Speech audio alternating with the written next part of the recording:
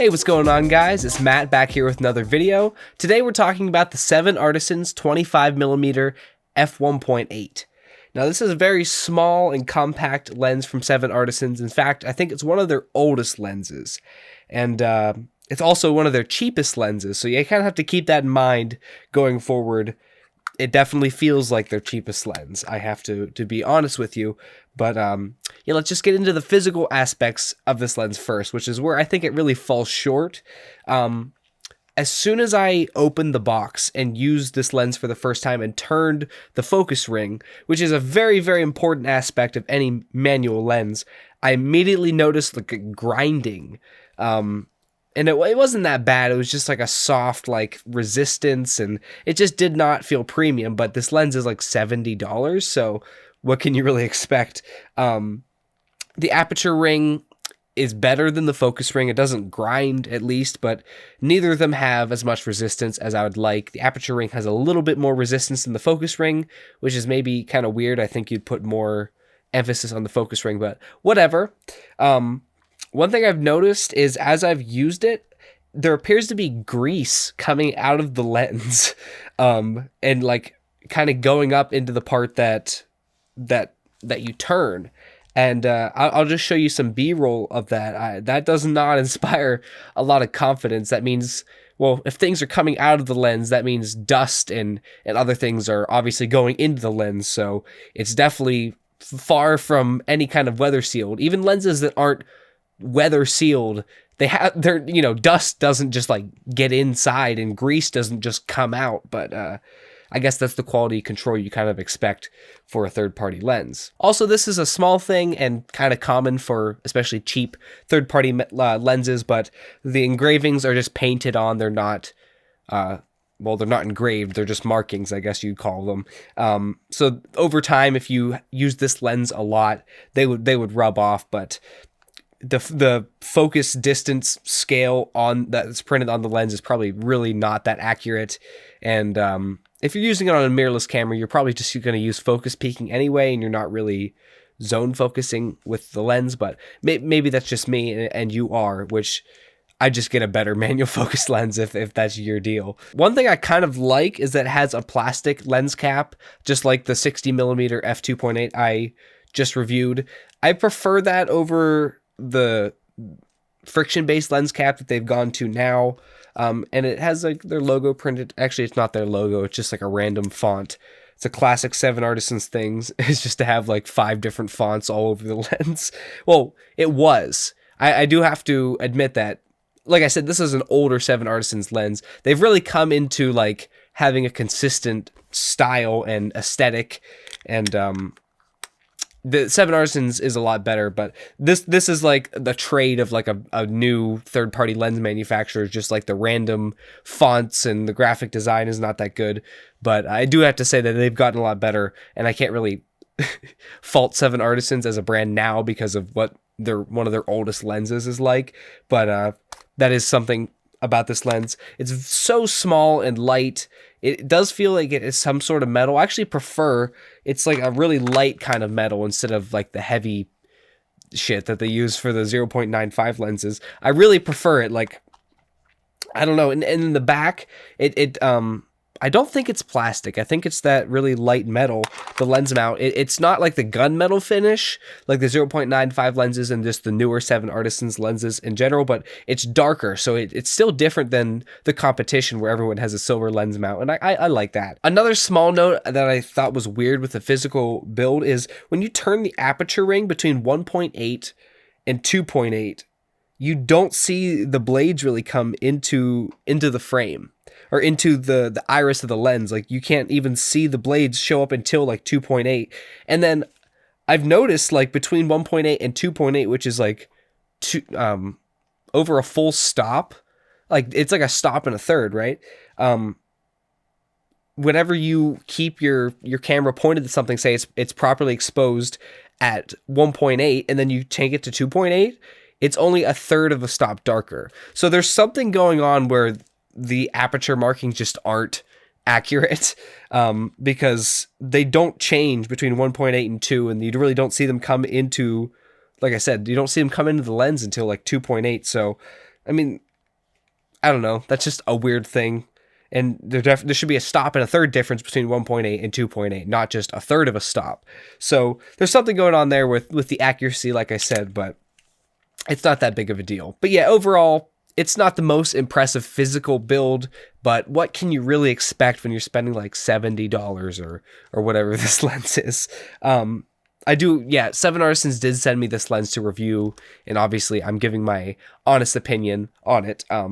They don't get to dictate what I say, just because 7Artisans actually does send me a good bit of lenses. That's why I review so many of their lenses on this channel, because they send them over, and no other lens manufacturer is really doing that so far, I guess because of the size of my channel. But thank you, 7Artisans, for seeing the value in my content and just in content creators in general, giving honest reviews of your lenses. But anyway, that's a little side tangent. So now we've covered the physical build of this lens. Now let's get to the image quality, which is the more important thing.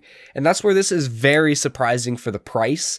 I think a lot of the corners that they had to cut, considering the price that they're selling this for, that they kind of took away from like the fineness of the focus ring, they put into the optics, and maybe not the coating, because like I said, at 2.8, that's when the aperture blades start showing up.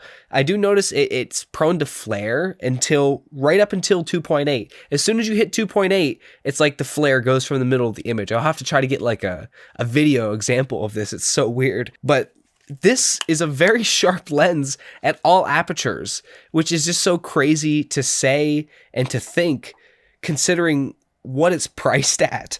At 1.8 wide open, first of all, it has a nice minimum focus distance, and it's about the same, if I remember correctly, because I sold my 23 f2 Fuji lens. It's about the same as that, but at 1.8 minimum focus distance, this does not have the weird optical haze issue that the 23 f2 has.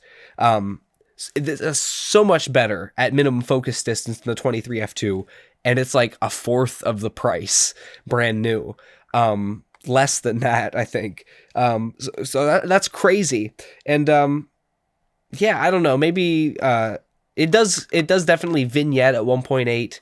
I don't know if the vignetting completely goes away, but maybe that's because it's just a small lens, and that's, you know, another concession you have to make for not paying that much. But I'm sorry I sound stuffy. I am stuffy. I'm trying to work through it here. But yeah, very good performance. It's crazy how good the performance is, and it's just like, it's small enough that that I can just put it into a jacket pocket. I actually recently sold my X100F because I got this, and I realized that I could fit my XE2 with this lens into a jacket pocket. It's small enough to do that. It's just small enough, and I like using manual focus a lot. I don't know what it is. I guess it's just reviewing all these manual focus lenses. But yeah, so surprising, the sharpness of this $70 lens. Like, that's just insane. My overall thoughts are, if you're on an extreme budget, say you just bought an XE2, you don't have a lot of money to get in the Fuji system, so you have like $300 to spend on your camera. You get an XE2 on a decent deal, or an XT10 or whatever, an older Fuji camera. So you're spending like $300 on your camera, and say you really just don't have another $300 or whatever to put into a Fuji lens for now, but you can only afford the camera, and you just need basically the cheapest lens you can get. This is it, and the value you're getting for how cheap this is really remarkable.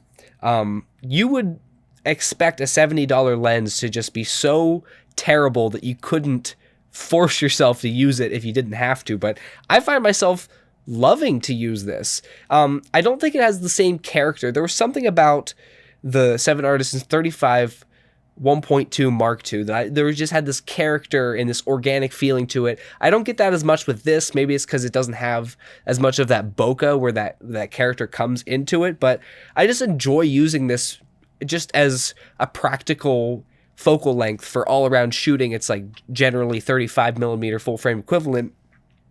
And the 1.8 aperture definitely doesn't hurt in low light. Who knows what the T-stop on that really is? It's probably like an f2 or even 2.5 or whatever lens with the amount of light that's actually getting through, but you can get a nice little bit a background blur at minimum focus distance with this lens all the way open. And yeah, if that's what you got, if you got $70 to spend on a lens, then I actually would recommend to get this, because you know, it'll be a great first little prime for you if that's the budget you're working with. But by all means, I'm not saying that if you have like $400 to spend on the lens that this is what you should go for. You definitely get a lot more value out of an autofocus lens or a first party lens.